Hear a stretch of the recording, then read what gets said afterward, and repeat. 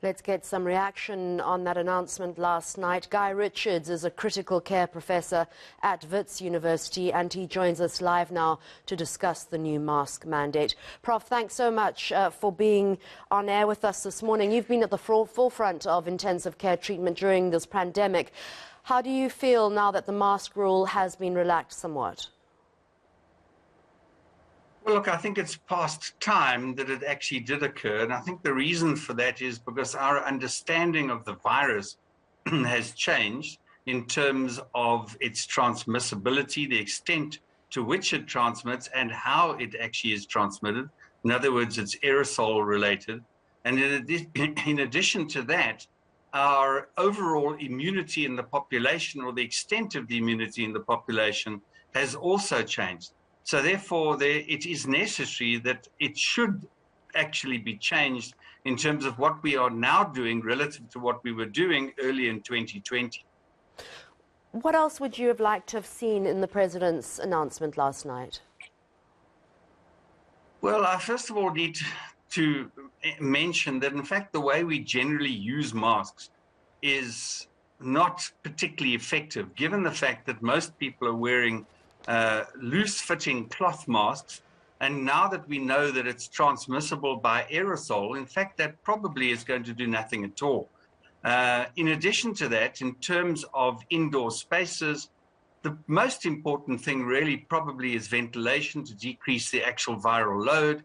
And really what is important to recognize is how silly it is that we will walk into a restaurant wearing a mask, sit down at the table, and take that mask off, which is completely illogical, because I know we have to eat, but it's illogical in terms of the actual transmission, which occurs just as easily when you sit as when you are walking into the restaurant as well.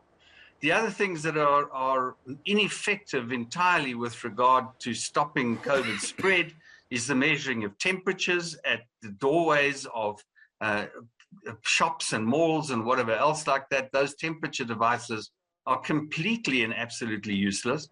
In addition to that, we know, given again that I said it's an aerosol spread virus, that we should recognize that hand washing has very little role in the control of this virus. And likewise, that applies to the so-called disinfection and deep cleaning of schools or any other place where people are gathering, or certainly within government buildings where people are gathering and deep cleaning is taking place.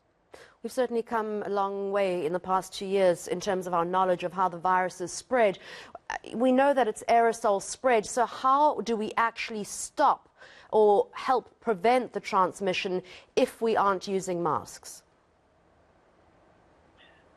Well, the best way is to take a vaccine. That is really the only known method of reducing transmission. Or certainly in terms of reducing the severity of the disease, which is really what we're aiming for when we use a vaccine. Unfortunately, unless you're wearing N95 masks and you leave them on whenever you are in contact with other people, there really is no other way of preventing it.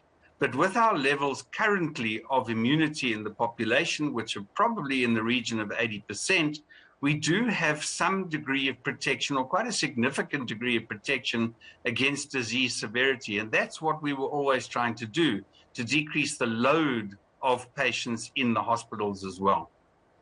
Controversial, Prof, but do you think that vaccination should be mandatory now? Well, I don't think that that's going to work. I think that you would end up with a large number of people protesting against this, as has happened in many other centers. But we would like to see more people vaccinated. We think that this is the best way to go.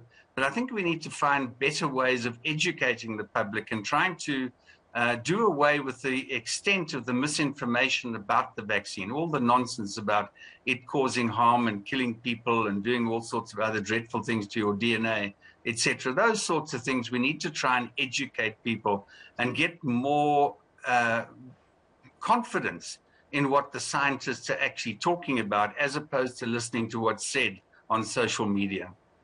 Prof, last question. There's certainly a feeling amongst many that if they've had 2 vaccines, a booster shot, is it really necessary?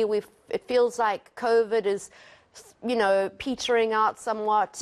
Would you highly recommend that 3rd booster shot is critical in terms of prevention?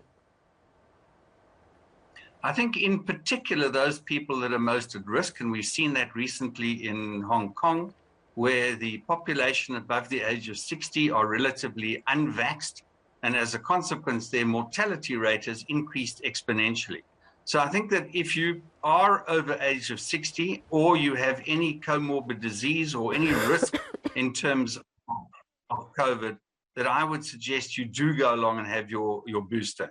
There is certainly no harm in having your booster otherwise, and I'm certainly triple vaxxed and I've had COVID as well.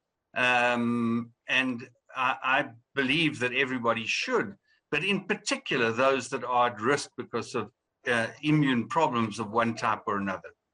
All right, thank you so much, Professor Guy Richards, a critical care professor at Wits University.